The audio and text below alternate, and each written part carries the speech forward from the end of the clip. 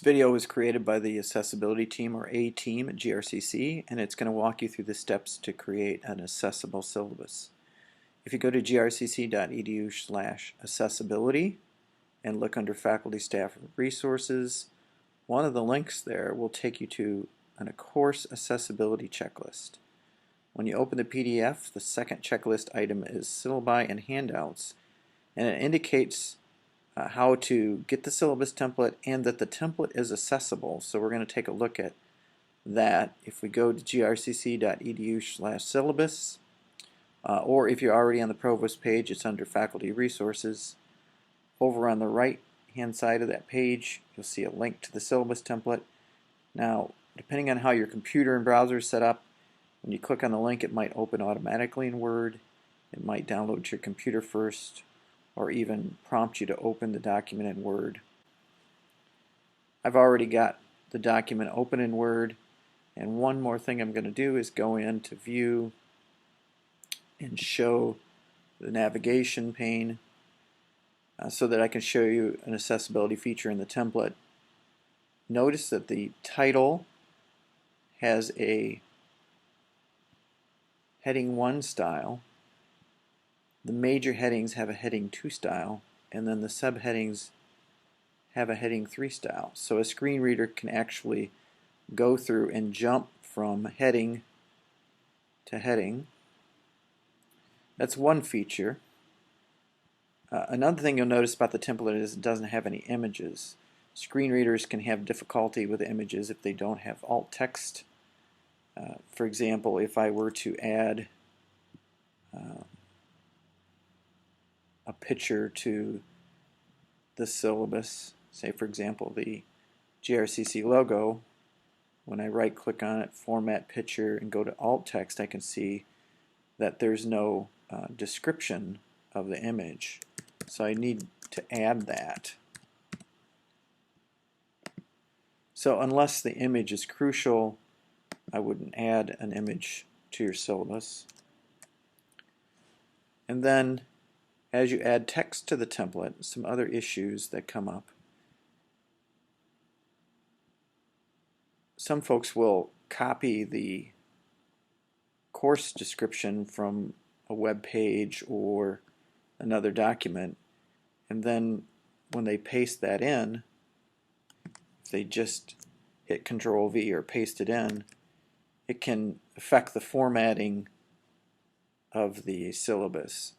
So one thing you want to do when you paste it in is select Paste Special, and rather than pasting it in as HTML, I'm going to pick Unformatted Text, and that will allow the text to be the same format as the rest of the syllabus.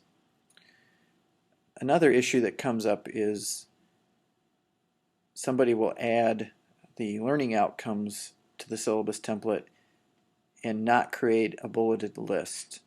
So if I were just to start labeling my learning outcomes with a dash, or just type 1 and dot and space, that wouldn't be a bulleted list. So what I want to make sure I do is, as I add these learning outcomes, I want to make sure I go up and create a numbered list so that a screen reader can jump to that heading and then identify that this is a numbered list of the learning outcomes. Another issue that I've seen is when somebody adds their assignments, homework, quizzes, final exams, they'll add a table to the syllabus, and it may not be accessible. So I'm going to give you an example of how to create an accessible table. I'm going to go up here and insert table, and I'll just give it a couple rows and columns. So if I type in assignments and points, and then I'll just list an assignment here.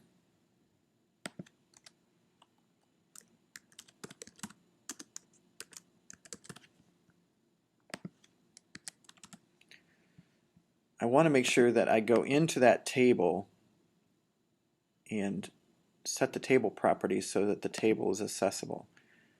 And what I want to do is go to the Row tab, uncheck Allow Row to Break Across Pages, and check Repeat as Header Row at the top of each page. One more thing you want to do is go to the Alt Text tab and add your description.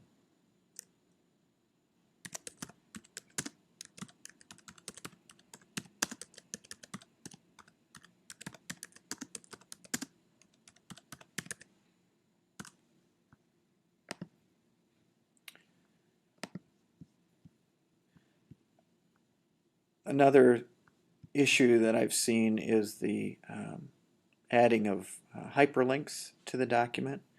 So if you look at the links that are already in the syllabus template, these are accessible, which means a screen reader would read the text and know that this is a hyperlink to a website.